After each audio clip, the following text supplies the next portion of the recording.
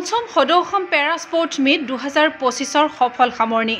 কামৰূপৰ হিৰত শ্ৰেষ্ঠ দলৰ সন্মান অসম পেৰালিম্পিক সন্থাৰ শুভেচ্ছা যোৱা 8 আগষ্টৰ পৰা 10 আগষ্টলৈ গুৱাহাটীৰ তিনিটা ভেন্যুত অনুষ্ঠিত হয় পঞ্চম সদৌ অসম পেৰা স্পৰ্টছ মিট 2025 অসম পেৰালিম্পিক সন্থাৰ উদ্যোগত অনুষ্ঠিত প্ৰতিযোগিতাখনত বিগত তিনিটা দিনত 26খন জিলাৰ 400 গৰাকী খেলুৱৈয়ে 6টা ইভেণ্টত দাঙি ধৰিলে প্ৰদৰ্শন প্ৰতিযোগিতাখনত 12টা সোণ 12টা ৰূপ 9টা ব্ৰঞ্জ সহ মুঠ 105 পইণ্টেৰে শীৰ্ষস্থান অধিকাৰ কৰে কামৰূপে সেইদৰে 7টা সোণ 12টা ৰূপ 15টা ব্ৰঞ্জ সহ মুঠ 86 পইণ্টেৰে দ্বিতীয় স্থানত জিলিকিল হুজাই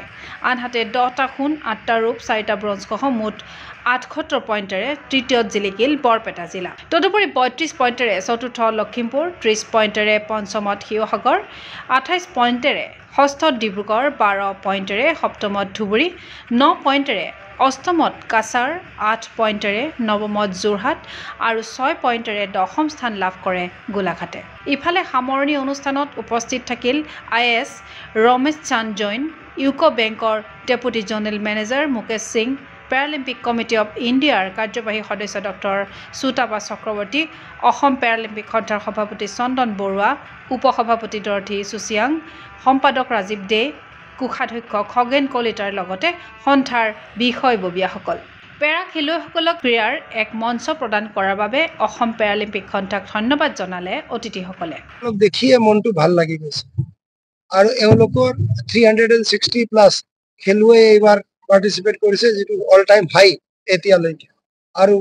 আৰু বেছি সম্প্ৰসাৰিত হ'ব বুলি আমাৰ ধাৰণা হৈছে কাৰণ this will motivate the people around the state আৰু এইবিলাকে মেইনলি আমাক দুটা এডভান্টেজ দিয়ে এটা হ'ল তো নিজে ভাল পায় যিবিলাকে পাৰ্টিচিপেট কৰে কিন্তু যিবিলাকৰ পেৰেণ্টছে ইমান কষ্ট কৰি তেওঁলোকক আগবঢ়াই লৈ গৈছে তেওঁলোকৰ কাৰণে এইটো বেছি সন্তোষজনক এটা পৰিস্থিতি যেতিয়া এৱাৰ্ড পায় বা কিবা পায় তেওঁলোকেও ফিল প্ৰাউড কৰে গতিকে এনেকুৱা এটা অৰ্গেনাইজেশ্যন কৰা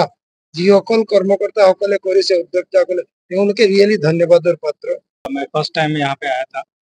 पैरालंपिक में जो यहाँ पे Assam fifth all Assam para sports हुआ इसमें मैंने देखा कि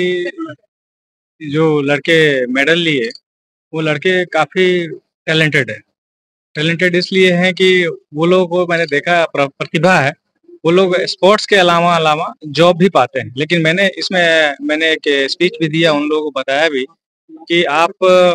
स्पोर्ट्स तो कर ही रहे हैं लेकिन साथ साथ जो पढ़ाई कर रहे हैं उसके साथ अगर जो लड़के एलिजिबल हो रहे हैं पढ़ाई के लिए उसको कम से कम जरूर फोकस करें ताकि उसको आने वाले समय में जैसे सर ने बताया कि 3 to 4% का जो कोटा होता है उस कोटा को फुलफिल भी नहीं हो पाता because of their education they are focusing on the sports along with the education is required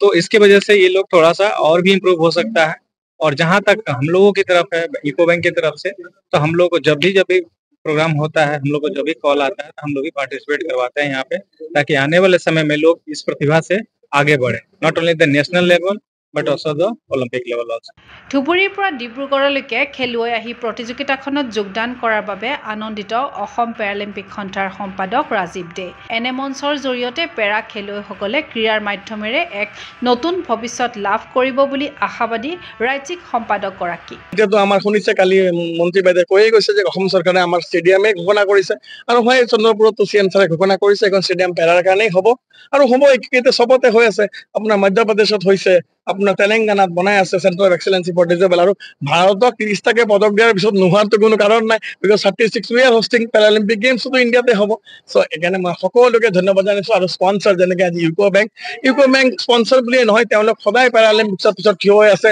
coaching কেম্পত থিয় হৈ আছে ট্ৰেইনিঙত থিয় হৈ আছে SBI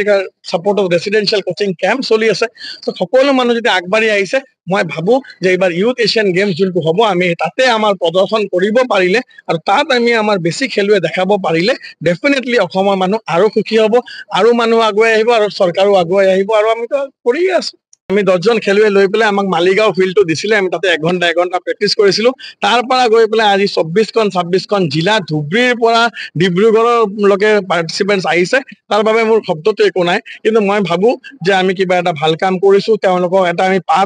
পথ দেখাবলৈ সক্ষম হৈছোঁ আৰু আই থিংক দেট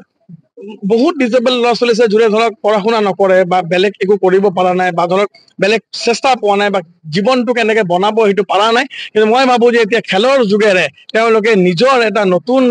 জীৱন নিজৰ নতুন ভৱিষ্যত নিৰ্মাণ কৰিব পাৰিব আৰু আপুনি দেখিছে এতিয়া যোনবিলাক প্ৰাইজ মানি ইভেন্টছ সব পেৰাৰ কাৰণে হৈ আছে তো আজিকালি পেৰা এথলিটছ কেন মেক দিয়াৰ ওন লাইফ থ্ৰু পেৰা স্পৰ্টছ আৰু মোৰ এইটো ভিজন যে